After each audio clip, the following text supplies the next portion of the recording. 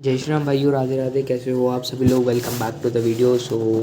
भाई इस वीडियो में बेसिकली डिस्कस कर रहा हूँ कि मेरा जनवरी शिफ्ट जो 22 जनवरी शिफ्ट 2 था उसमें मेरा क्या एक्सपीरियंस रहा। देखो भाई, तुम लोग भाई पहले जल्दी पहुँच जाना, 1 डेढ़ 2 घंटे पहले। मैं जल्दी पहुँच गया था क्योंकि मुझे रश नहीं करना था, मुझे एकदम फ्री स्टेट ऑफ माइंड में पेपर देना था। और मैं इसलिए भी जल्दी पहुँच गया था भाई क्योंकि मुझे ना देखना था शिफ्ट 1 कैसा गया है, क्योंकि सब लोग बोल रहे थे कि 2020 ऐसा पेपर आएगा। मेरे को देखना था कि भाई कैसा पेपर आ रहा है, क्योंकि बस मैंने फटाफट देख लिया कि भाई इट वाज लाइक 2024 ओनली। मैं चले आता हूँ भाई एग्ज़ाम देने फटाक से सेंटर वेंटर पे पहुँच के। और जैसे ही मैं सिस्टम के पास बैठता हूँ ना भाई, तो उसमें से ना लाइट बहुत तेज़ निकलती है और तुम्हें ऐसे घुस के बैठना पड़ता है। वो चीज़ है ना, बहुत इफेक्ट कर गई क्योंकि उससे मेरा हेडेक होने लग गया 10 मिनट पहले, और वो पूरा पेपर में कंटिन्यू रहा। उसी स्टेट ऑफ माइंड में मैंने फिर पेपर दिया। मैं तुम्हें हाईली एडवाइस करता हूँ कि भाई अगर तुम जा रहे हो तो एक प्रिकॉशनरी मेडिसिन ले जाना, सर दर्द या किसी भी चीज़ की। अगर तुम्हें वहाँ पे होता है इन केस, तुम उसको खा सकते हो। और पानी की बॉटल ट्रांसपेरेंट वगैरह हो तो तुम्हें पता ही है। हाँ, मैं बताता हूँ कि मैं फ़िज़िक्स अटेम्प्ट कैसे किया। मेरे पास स्टार्टिंग में तो खुला था मैथ्स, बट मैं मैथ्स कभी अटेम्प्ट ही नहीं करता हूँ स्टार्टिंग में, क्योंकि वो कॉन्फिडेंस हैम्पर कर देगा तुम्हारा। मैं स्टार्टिंग में फटाक से गया फिज़िक्स में गया। फिज़िक्स में मैंने 2-3 सवाल किए। तुम्हें पता है एक उसका लॉजिक गेट्स का सवाल था, वो मेरा 10 मिनट खा गया। वो सवाल इतना गंदा सवाल था वो, और 10 मिनट खा गया। वो ईजी भी था, लेकिन वो गलत सवाल था। जब मैंने बाद में आके देखा सॉल्यूशन, सर ने बताया था, एडी नीति वाले सर ने, तो उन्होंने बताया कि भाई ये गलत है।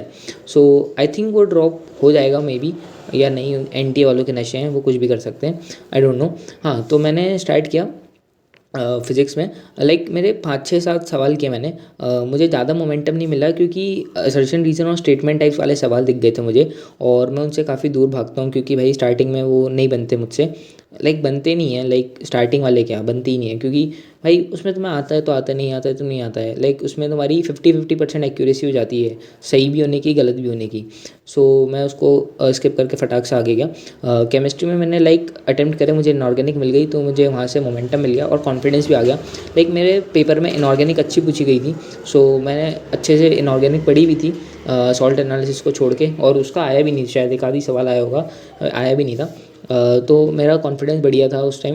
मैं फटाफट गया, मैंने केमिस्ट्री में लगा लिए 10 12 सवाल। और पीसी मेरी थोड़ी वीक थी, तो इतना मुझे उसका इतनी थी भी नहीं। पीसी पीसी और ओसी मीडियम सी आई थी, ज़्यादा नहीं आई थी। और ज़्यादा कुछ पेपर टफ भी नहीं था।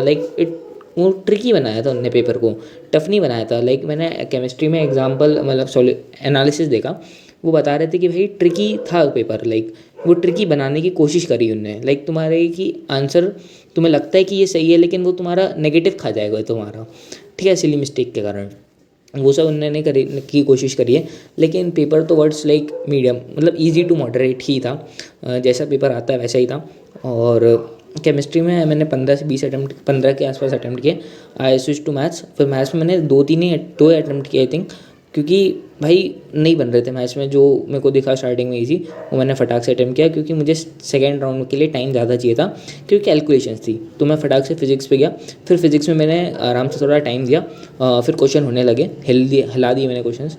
आई थिंक 15-20 के अराउंड मैंने क्वेश्चंस किए, और उसमें से होंगे कुछ नेगेटिव, मैंने चेक नहीं किया लेकिन हाँ होंगे नेगेटिव।